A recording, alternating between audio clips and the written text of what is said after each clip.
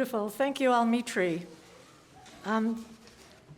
Good morning. I'm Marjorie Byrne. Welcome to the Sunday service of the Unitarian Universalist Fellowship of San Miguel de Allende. Bienvenidos todos al servicio dominical de los Unitarios Universalistas de San Miguel de Allende. We're happy to have you here today. This is a place where you can bring your whole self and be accepted as you are, with love and friendship. Estamos contentos de estar aquí juntos hoy. Este es un lugar donde podemos traer todo nuestro ser y ser aceptados tal como somos, con amor y amistad. I'm your service leader today, and how lucky we are to come together in this beautiful space, not just as the sunny side of the street, which is the song he just played, but we're here kind of, to me, on the sunny side of the planet in this gorgeous space. Tom and I met in New England in a very traditional New England meeting house type of setting, which was lovely, and now here we are in this gorgeous setting looking out on our beautiful city that we're lucky to call home. We like to acknowledge our visitors each Sunday morning, so if you're visiting and you'd be willing to stand, we'll be able to see who you are and greet you during the coffee hour, so please stand. Oh, we have quite a few, thank you. Some in the back, lovely. Lovely. Welcome, bienvenidos. For those of you who are on Zoom, if you are visiting, please type your name and how you heard of us in the chat box so we can greet you personally later. And after the service, those on Zoom are invited to stay connected and visit with others in the main room for discussion. And now comes the principal in the auditorium part of our service, where I have to make some announcements. A reminder, all fellowship members, please watch for information about the party and dinner, which is going to be held at the Real de Minas Hotel on November 16th. Put a big star in your calendars for this date. It's going to be a lot of fun, good friends, good food, good fellowship, and a chance to make your 2026 pledge to the fellowship. You'll see more information in the weeks to come in your newsletter, direct emails to members, and special Sunday announcements. Susan, why don't you wave over there? There you are. Susan is going to be at that table after the service, so if you have any questions about the dinner or whether you're an active member, please see her. After the service, those on Zoom are invited to stay connected and visit with others in the main room for discussion. And if you are visiting, please type in your name, how you heard of us, and where you're from. Those who are with us at the Aldea can join us for coffee and cookies. And take your coffee and check out the welcome table down there. Has lots of information and opportunities, including the Social Justice Foundation. We have lots of activities, and I remember when I joined First Parish in Framingham, Massachusetts years ago, the minister exhorted all of us, join in, become part of the fellowship, in addition to just coming to Sunday service. So we have a lot of activities, and you're welcome to join in. Tom has a wonderful coffee hour conversation on Zoom Tuesday mornings, and on Thursday we have fun and games at the Frontera restaurant. So please join us. They're mentioned in your order of service. We do record our Sunday in-person services, and you can find a link to these on our website at UUFSMA.org.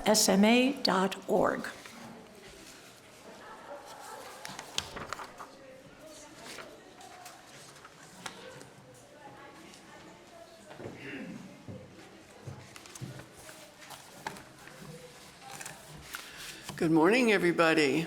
We have a nice full house. These are our opening words. We breathe in the warmth of this light, its glow filling the spaces where fear and doubt reside.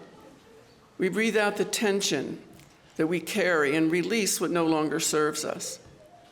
We breathe in the strength of community, a sanctuary of diverse voices and shared purpose. We breathe out the urge to go it alone, and we embrace the power of togetherness. We breathe in courage to speak truth, even when it trembles on our lips. We breathe out the silence that holds us back. We make space for honesty and justice.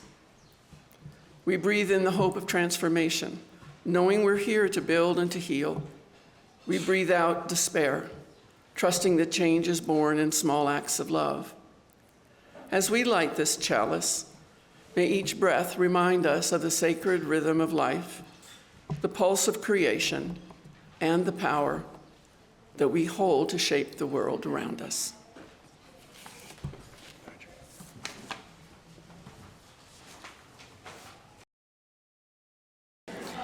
So please join in singing along with the Playing for Change video. It's a Wonderful World by Louis Armstrong.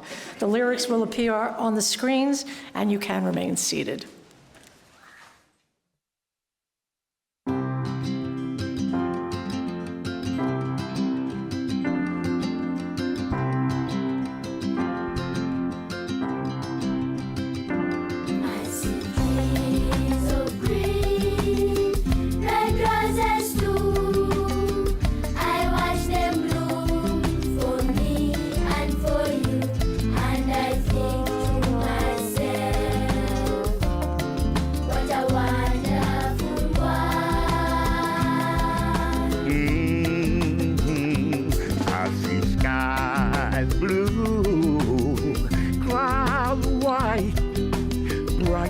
Blessed days and the dark secret night, and I think to myself,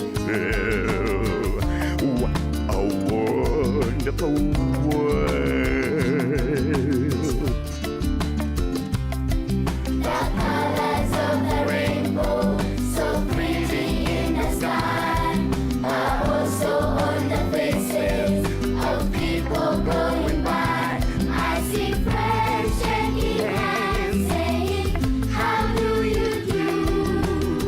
They're really saying, I love you. I hear babies cry, I watch them grow. They'll learn much more than I'll ever know. And I think to myself, what a wonderful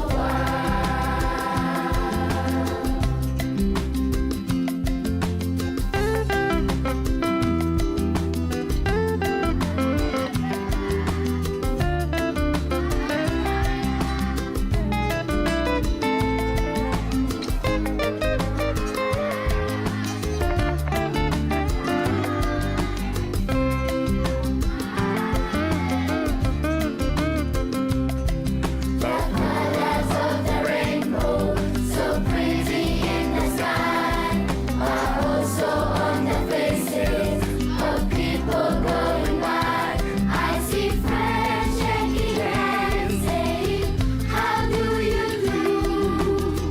They're really saying, I love you. I hear babies cry, I watch them grow.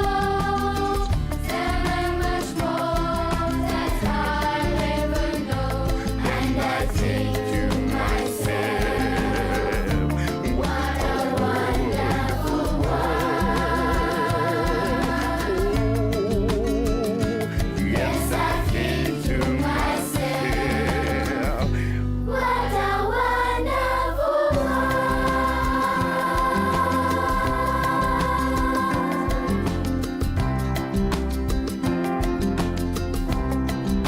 Oh, yes.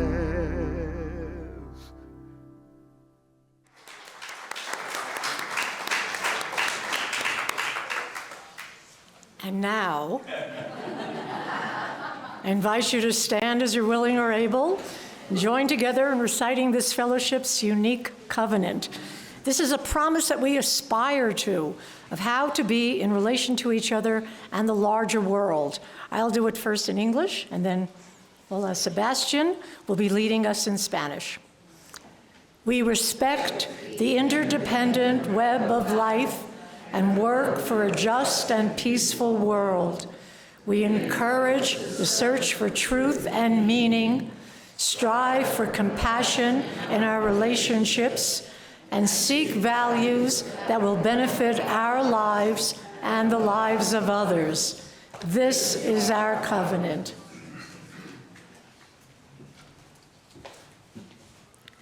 Respetamos todos los estilos de vida dentro de su red interdependiente y trabajamos por un mundo justo y pacífico. Damos la búsqueda de la verdad y la comprensión total. Nos esforzamos por mantener compasión en nuestras relaciones y buscamos valores que beneficien nuestras vidas y las vidas de los demás. Este es nuestro convenio. Please be seated. And good morning again. I'm the Reverend Tom Rossiello, the minister of this fellowship. This congregation is a caring community. We're here for each other in good times and in difficult times. And if any time you need to speak with a minister or need help from our care team of volunteers, please contact us. You can find out the information on how to do that very easily on the website, UUFSMA.org. Each week, an important part of our service, really an important part of being that caring community, is the sharing of significant joy, sorrows, and concerns of our members and friends. And for each joy, sorrow, or concern, we light a candle. That candle indicating that that person, or that thought, or that prayer is held in our hearts this morning. If you wish to have a joy, sorrow, or concern shared in an upcoming service, you can email it to me. If you're going to be here at the service, you can write it on a card that the ushers will give you, as many folks did this morning. And if you are on Zoom, you can type it into the chat now, and Diego will keep an eye on the chat to see if we have some. He says we already do, so I'll get over to that in a bit. Okay. First is a joy. Many of you contacted me, were concerned about Cynthia Davis Hall, who fainted last week while helping with our Young Explorers program and was taken to the hospital. The good news is there's nothing serious. She received some fluids and was released and is just fine. And this is also a candle of gratitude for Hillary, who went to the hospital with her, and the other members of the community, especially the members of her women's group, who helped her and checked on her. So we're glad that's great. This is a candle of concern for Joyce Barnett. She was in the process of moving to her country place for a peaceful life and arrived to find it broken into and ransacked. We've reached out to her, but if you know Joyce, I'm sure she would appreciate her support. It's kind of a shocking thing to experience. Many of you know that Jürgen Ahlers went to Atlanta for a surgical procedure, which was supposed to be last week, but the hospital had to reschedule it, so it's this coming Tuesday. Of course, that disrupted his travel plans, but it did allow for him to participate in the No Kings rally in Atlanta, where he said Raphael Warnock and Stacey Abrams were fantastic speakers. So I'm a little jealous. We send him our best wishes for a successful procedure and a quick recovery and return to San Miguel. Okay. A sadness. Many in San Miguel are grieving over the death of Maria, the beloved owner of Victoria's Mexican restaurant on the Bayoneta. Only in her 50s, Maria died much too young. Our loving thoughts are extended to her husband and business partner, Tomas.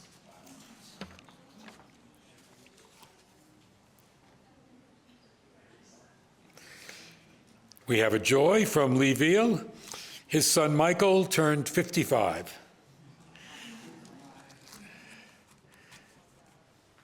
We light a candle of support for Arlena Lawrence, who had a bit of a setback in her recovery from a broken hip, but she's back on the road to recovery, and when I talked to her, in much better spirits, and she's going to make that celebration on the 16th come hell or high water. So, a candle of connection To our members who are now living at Sophie's Care, we're taking over the place. We have Wyman Russo, Tina Lane, and Tony Roberts there. And this candle is for all the others who are unable to be with us in person here at the Aldea for whatever reason. We want them to know that they are still very much a part of our community. You know, some of the members of our congregation are retired federal workers, and from them and from others, this is a candle of great concern for those federal workers who do their job so well but are illegally being fired by the present administration due to the shutdowns. This is a candle from Deanna Amaya. Marcherie is leaving for the U.S. next Sunday, and we will miss her as one of the most committed and responsible ushers. Have a good trip, Marcherie. This is from Marjorie Burns, a candle of concern for her dear friend and spiritual brother, Tom Vigneri. He's undergoing treatment for a rare form of cancer in the UK. Jeannie Seward-McGee writes that she's got a great joy that she's back in San Miguel, and yay! And another thing to celebrate, Jeannie will be resuming the Sangha of the Heart. Jeannie, would you just stand so that people, she's in the back. If you are interested in a Buddhist Sangha, which is part of our fellowship spiritual program, see her afterwards. Okay. Our concerns are not only with individuals or our own community, but reach out to the world. We light I'm going to combine a couple that came in. We light a candle of solidarity with the 7 million who marched all over the U.S. and even here in San Miguel against authoritarian rule in the U.S. and in support of democracy, the Constitution, and the rule of law.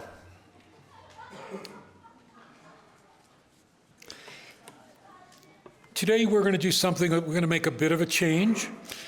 Today we're beginning a new practice. Instead of lighting a candle for Ukraine and another for the Middle East, we'll be lighting a single candle for peace, which also includes our prayers for peace everywhere. As we light it, we hold in our hearts all those who have been killed, injured, or displaced, all those who've lost loved ones due to war, wherever that war is taking place. We pray for the ceasefire to hold and for real and lasting peace in the Middle East and for the food and medical aid so desperately needed to reach those suffering. We pray for the end of that war in the Ukraine with a fair and just peace. We pray for the end of the war in Sudan and an end to other conflicts in Africa and Asia. And finally, we pray we will not have a war erupting in Venezuela. And our other new candle is our Mexican candle. We're going to light it each week. This is for the Mexican people. Many of us who are guests in this country wish to do so as an expression of gratitude to them and for their welcome and hospitality. But we'll also light the candle for concerns about and from the Mexican people. Again, this week, our concern for the harsh U.S. policies that are hurting Mexico and Mexicans, the unjust treatment of Mexicans, and of course, other immigrants in the U.S. as well. And a final candle for all those joys, sorrows, and concerns which are held deep in our hearts, but remain unspoken this morning. I invite you now to come into a time of prayer or reflection with me. Spirit of community, in which we share and find strength and common purpose, we turn our minds and hearts to one another, seeking to bring into our circle all who need our love and support, those who are ill in body or spirit, those who are lonely, those who have been wronged. We renew our commitment to justice, fairness, and compassion for all people. We acknowledge that we are part of the web of life that makes us one with all humanity, one with all the universe. May this time of shared joys, sorrows, and concerns lead us to a better understanding of our community and of the precious gift that we possess that enables us to minister to each other and strengthen us in our resolve to live the values and principles of this faith tradition. Amen. I now invite those of you who wish to come forward and light a candle in silence, giving witness to whatever thought, prayer, or concern you're holding in your heart this morning, to do so. Loosen, loosen, baby, you don't have to carry the weight of the world in your muscles and bones. Let go, let go, let go. Loosen, loosen, baby, you don't have to carry the weight of the world in your muscles and bones. Let go, let go, let go. Holy breath and holy name, will you ease this, will you ease this pain? And holy name, will you ease this pain? Loosen, loosen, baby, and you don't have to carry the weight of the world in your muscles and bones. Let go, let go, let go.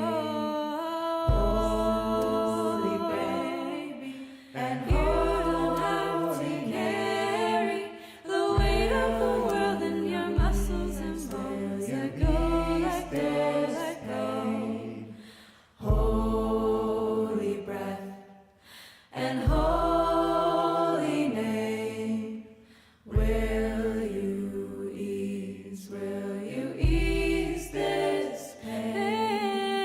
Holy breath and holy name, oh, will you ease this pain? Loosen, loosen, baby, and you don't have to carry the weight of the world in your muscles and bones. Let go, let go, let go. Holy breath, and you don't have to carry the weight of the world in your muscles and bones. Let go, let go, let go. The weight of the world in your muscles and bones. Let go, let go, let go. The weight of the world in your muscles and bones. Let go, let go, let go.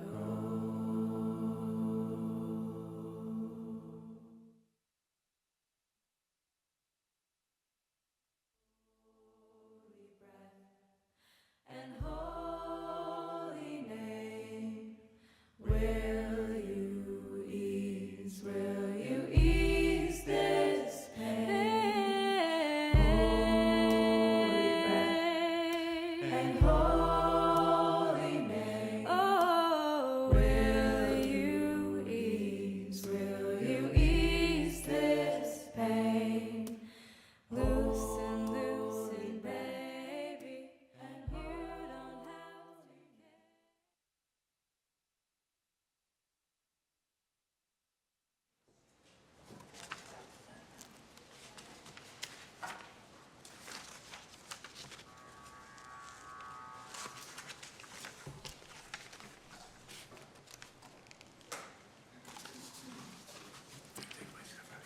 It's okay. Thank you. Thank you, everyone. I always find that part of the service very moving. Well, I'm now delighted and excited to turn it over to our speaker today, Nora Cohen.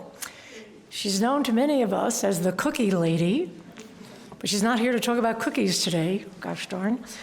She's going to speak about the work of Jean Piaget, a psychologist who studied learning and development in children. Nora is one of the loveliest women I've ever known in my life, so please welcome her and enjoy the talk.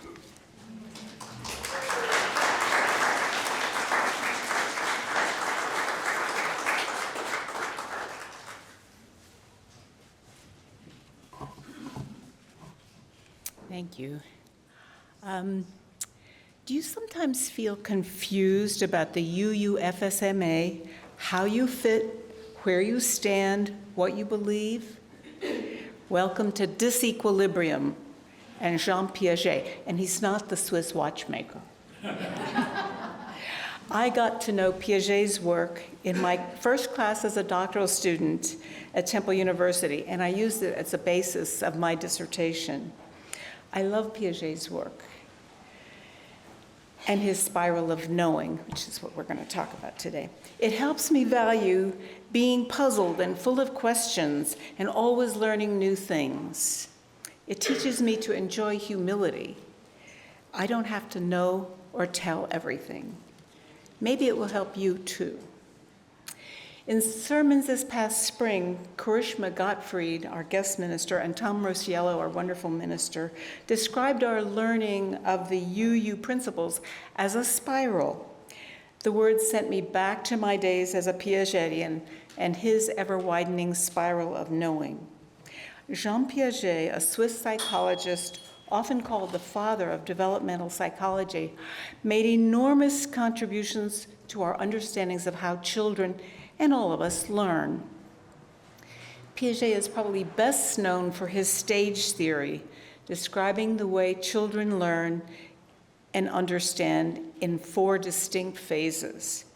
The first, the sensory motor stage, is typical of infants to about age 2 who grasp the world through their senses and their physical actions in the environment. Watch a baby put toys in his mouth or kick a string of elephants across his crib. You might see a potential football player, but baby is learning that his actions have an effect, making the elephants bounce. The second stage, pre-operational, is typical of 2 to 6-year-olds who begin to represent the world with symbols and words. Children at this stage have increased capacity for symbolic thinking and can go beyond their earlier sensory motor discoveries, like putting a ball and everything else in their mouths, through use of language and images. At this age, their thinking is not yet logical and is often described as magical thinking. They're not aware of their body size and shape. The little one fears he or she could slip down the bathtub drain or toilet flush. They might dump clothes pulled from their dresser into the toilet or even their teddy bear to test their worry. There are monsters under the bed. When they put on a cape, probably mom's apron, they are Superman or Wonder Woman. 7 is not always 7 jelly beans or coins, but instead 1, 2, 3, 9, 6, 8. They tell you the moon follows them. My son, age 3, helps us understand a pre-operational child. As usual, I had just cut his pancake for breakfast. He suddenly noticed and he started to cry. "You cut my pancake! You're a bad lady!" No amount of showing him how you could put it back together as a whole convinced him. Raise your hands if you've had similar experiences. Okay. I see many of you have. Maybe in my old age, I find this stage particularly endearing. The third stage, concrete operations, is from about 7 to 11 years of age, wherein children can think logically and are able to put things in logical order. For example, 7 jelly beans becomes 1, 2, 3, 4, 5, 6, 7, not just a random set of numbers. They can sort events or objects into different classes or sets. They can recognize others' points of view. At this age, they're able to think about a birthday present actually suitable for mom or dad, not just a toy truck or a princess pony. However, they're not yet able to think abstractly. The final stage, formal operations, about 11 to adult, gives the young person ways to think about multiple possibilities. Adolescents can think in logical and abstract ways. Yes, even teenagers. They can reason with symbols like those in algebra or chemistry that are beyond the world of concrete experiences. They can imagine many possible combinations, separate real from the possible, deal with hypothetical propositions like what if, and combine elements in a systematic way. I'm not sure as we get older, we go backward through these stages, sometimes I think we start at the beginning, especially in a new experience. For example, coming to the UU for the first time, and that was several of you today, we almost have to smell it, feel the breath of the congregation, observe the joys and concerns, and taste the coffee and cookies. These stages, although a very important contribution to understanding childhood and maybe adulthood learning, are not Piaget's most important contribution. His concept of equilibration, I'll say it again, equilibration, the engine for learning, is front and center. What words do you hear in equilibration? You hear equal, yeah. Okay. It is the learner's attempt to balance the self between the new and the known. Piaget viewed equilibration as the biological self-regulatory mechanism for all living things, which help organisms adapt to their external environment by changing internally through learning, rather than by mutation. Piaget says we are always in the state of trying to bring new things into balance with what we know. We're in a constant state of disequilibrium or imbalance. For example, a toddler's concept of a cat is a fuzzy thing with a tail that says meow. When presented with a dog that barks, the baby tries to balance her scheme of cat with this new thing that says arf. Likewise, with mom's fake fur collar, the little one pets it and calls it kitty cat. But she's puzzled. No tail, no meow. We may be experiencing disequilibrium with our new shared values from 2024. Equity, generosity, interdependence, justice, and pluralism and transformation, all centered around love. How do these fit with the 7 UU principles we're all familiar with, starting with the inherent worth and dignity of every person? Piaget spoke of our ever-widening spiral of knowing. When we learn something new, we do not return to where we were, as in a circle. And I think figure 1 has been put on. I am spatially challenged, so if I'm pointing to the wrong thing, please let me know. So this is a drawing from Piaget's book, Development of Thought, from 1980, one of his later works. And the E and the E prime represent the environment, social and physical. So all of the spiraling, and that represents the stages of development and the growing abilities that child has, take place within that environmental envelope. And we'll go into adaptation and organization in a little time. But Piaget spoke of this ever-widening spiral of knowing. When we learn something new, we do not return to where we were, as in a circle. This is what Tom Rosiello and Karishma Gottfried were talking about regarding UU principles and values. We learn in a spiral, so there's always room for the new disequilibrium, something that conflicts with our internal structures and we feel imbalanced. Has this ever happened to you? So please do this with your hands. We do not learn in a circle with your fingers together, 4 fingers and your thumbs. We do not learn in a circle like this. There's that little slot that comes between your 4 fingers that represents the spiral. I don't know how, let's see. Okay. So if we did learn in a circle, we'd close off later new learnings. So imagine a space between your two forefingers where the new ideas can flow. We learn as a spiral, so there can always be room for the new. So our baby learning about kitties needs to construct a new scheme about dogs and needs to take the arf out of cat. And most of us grown-ups can tell the difference between a cat and a dog. But a more profound question is how to define God, which probably feels shaky to most of us at one time or another. As children, we may have had a concept of God as a bearded man sitting on a throne amidst the clouds. Or maybe there is no God.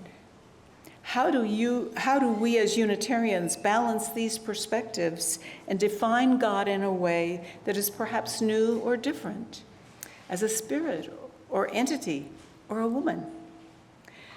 Now let's go a little deeper into equilibration, the inside and outside aspects.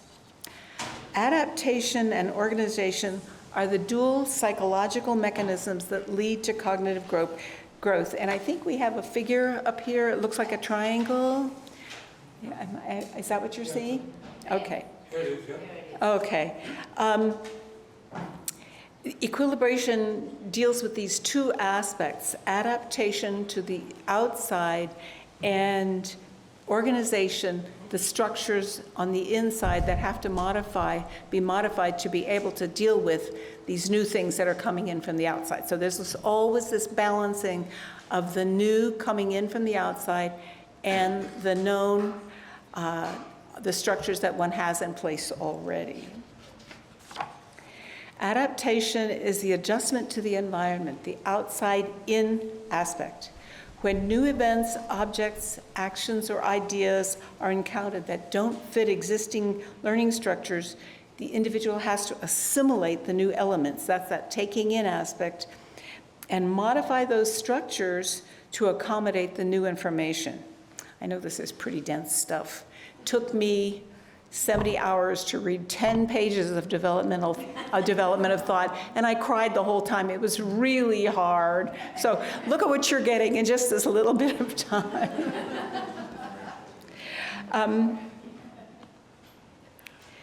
For example, a 2-year-old who has only experienced vanilla ice cream, when given chocolate and strawberry, has to assimilate or take in the different flavors and colors and accommodate or modify the knowing structures that ice cream is not just sweet, cold, white stuff, but can vary in color and flavor. Organization is the inside to the outside aspect. These organizations of rules and principles, constantly rearranged and combined, allow the child more complex thinking. For example, when a child constructs the rule, if you don't add anything to it or take anything away, it's going to be the same. Allows the child to be less fearful about going down the bathtub drain. I believe this rule construction can apply to concepts as well, like cats. It is possible for the little one to try to construct multiple rules at the same time. Again, my son Max is an example. At about 2.5, he loved raisins, but they went right through him. He wanted more. I asked, Max, why can't you have any more raisins? He thought for a while and then said, 'cause I could get bumped by a car. So he was trying to deal with creating rules and constructing rules. One was about food and the other was about safety, and he got them mixed up. Maybe you ate a chili in Nogada this Independence Day. How many people did? Okay. Well, for me, it was the first time. You already had a well-developed food scheme, so you knew you could eat this lovely white sauce-covered stuffed pepper sprinkled with pomegranate seeds and parsley, the Mexican flag colors, but maybe you were concerned about the spiciness or the richness. A few bites later convinced you that this new food was indeed edible and truly delicious. You had good internal structures. the organization aspect, already working. The first time a child uses a cell phone, she constructs a very simple scheme. Each time you touch a key, you get marks on the screen. Piaget would call what the baby constructed a rule. After time and practice, the child's structures accommodate word processing, email, internet searches, WhatsApp, social media, drawing, games, and so forth. Development of cell phone principles becomes more complete and may continue to grow as the instrument grows in complexity and utility. Logical structures allow anticipation and planning for possibilities, leading to ever higher levels of adaptation. With these structures, cell phones may become a tool for further learning. Yet as adults, fear of making mistakes may keep us from learning how to use our cell phone. So if you're having a problem, kids have no fear, so maybe ask a 6-year-old. We have figure 1 up there again. I can't see it from this side, so, okay, thank you. You can see that giant spiral. I think we have many different disequilibria going on at the same time, and many different spirals. So we have that basic spiral, which is our spiral of the stages, the knowing stages. But most of us have expertise in one area or another, probably through at least 10 years of practice. That's what the literature says on expertise development. And I think there's another big old spiral coming off somewhere, probably starting around 13 or 14, on this big spiral of knowing. And there's other spirals too, like you're learning new things. You're learning how to make French onion soup, or you use an embroidery sewing machine, or play pickleball, or learn Spanish. How many are in that phase? Or how to keep love at the center when you're angry about the political situation. Piaget said that for us to assimilate, the new has to be moderately novel. If too foreign, we simply ignore it or deny it. I think many of us may be in that state about current politics. So how is this ever-widening spiral of knowing applied to the UU? Many of us have puzzles, disequilibria about who and what God is, how to live so love comes through us, how to deal with the serious problems of the world, and keep UU values. We hear or read something that sets up a conflict to our internal structures. When we feel we have learned something, we have really opened the door to more learning. We are never fully equilibrated, always in process of learning more. Bertrand Russell, the famous British philosopher, said that the whole problem with the world is that we are full of doubt. So let's be, I missed a line. Said that the problem with the world is that fools and fanatics are always so certain of themselves. Wiser people are full of doubt. So let's be wise. Let's dare to doubt and find new ways of understanding the world. I find Piaget's equilibration and ever-widening spiral of knowing helpful in understanding where we are in the learning process, as well as for self-acceptance. So use your hands to remind you. Come back to that circle with the little spiral on the outside.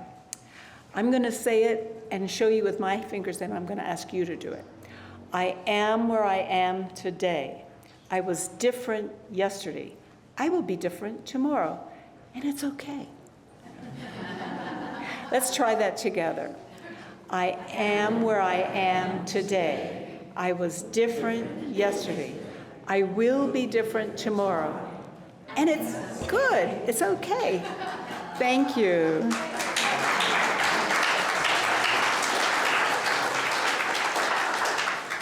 Now we are going to have our hymn, Jacob's Ladder. That's a familiar hymn to many of you, but we're doing it with a twist, maybe even a spiral.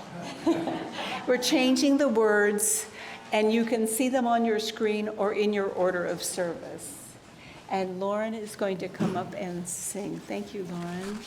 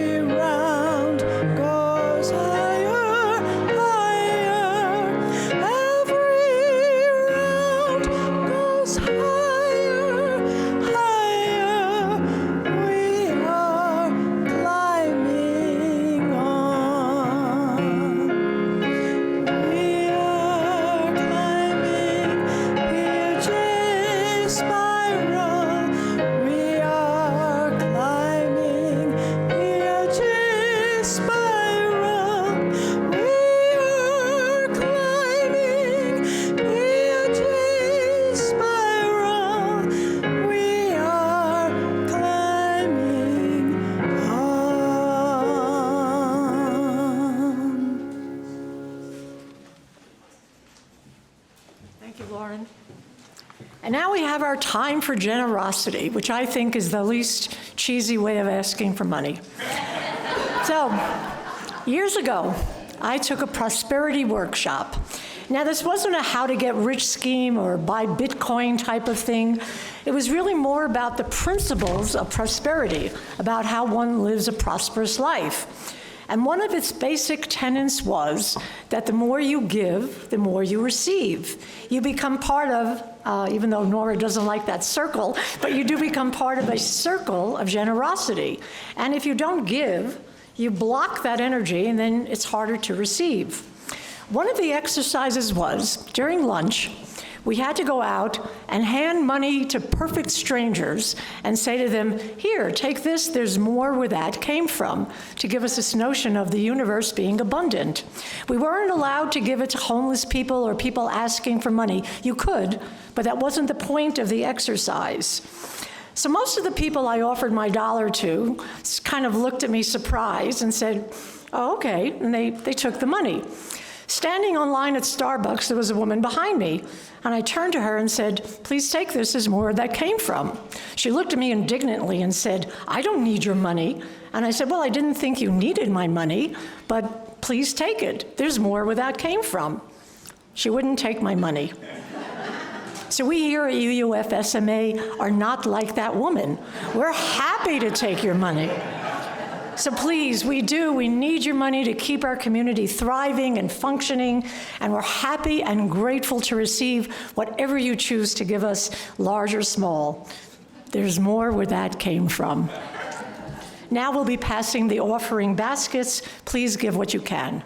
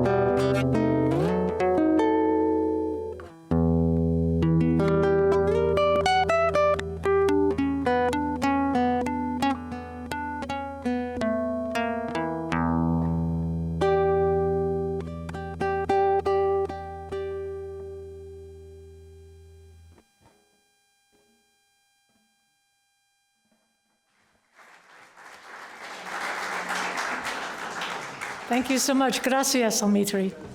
So now for our closing words. This may be a rather unconventional sort of closing, but that's what you get when you ask a professional actor presenter to be the service leader. So I love that Nora used the word spiral in her talk about Piaget. Now, the spiral is a very potent symbol, and I especially love its openness as opposed to that closed circle. Our very DNA, that which makes us human and is passed on to every human being to help them become a human, is a spiral, the double helix. The snail carries a spiral on its back. And spirals appear in cartoons. One of my favorites is a New Yorker cartoon. It has two snails eyeing longingly a Scotch tape dispenser. And one says to the other, "I know she's an inanimate object, but I love her." The Guggenheim Museum in New York, many of you may have visited from time to time, as opposed to being a normal sort of museum where you walk in and go from room to room, because New York is so crowded, it's built very tall. And Wright designed it in the late 40s and early 50s as a spiral. So you're invited to go in and go to the very top where there's a skylight, and then the whole museum is a spiral. It's a giant spiral staircase that you walk down and view the works of art. It was incredibly inventive. Well, years ago, a friend of mine took her young son there, thinking it might be a nice way to introduce him to art. And he had a wonderful time. And when she asked him later about the museum, and she said, "Well, you seem to have a good time," he said, "I did." And she said, "What was it that you liked?" And he said, "I want to walk that staircase again." So he really didn't understand the tenets of Jackson Pollock or the influence of Impressionism and Fauvism on modern art, but what he did enjoy was being in that wonderful space. So Nora quoted Bertrand Russell, and there's another quote that says, "In the mind of the beginner, there are many possibilities. In the eye of the expert, there is but one." Meister Eckhart advises us to be willing to be a beginner every single morning. And perhaps we can go out this week and be beginners, be children, looking with wonder at what's around us rather than with resignation or despair or seeing the same old. To look at the world, as my friend's son did, well, he didn't see great works of art, but he loved the space. He saw a really cool space and just enjoyed being in it. So as we extinguish our chalice, let's try this week to enjoy being in our spaces, whatever they are, and look at our world afresh. The real voyage of discovery consists not in seeking new landscapes, but in having new eyes, said Marcel Proust. So let's go out and see things in a new light this week and leave our channels open. Thank you. Please remain seated for the postlude.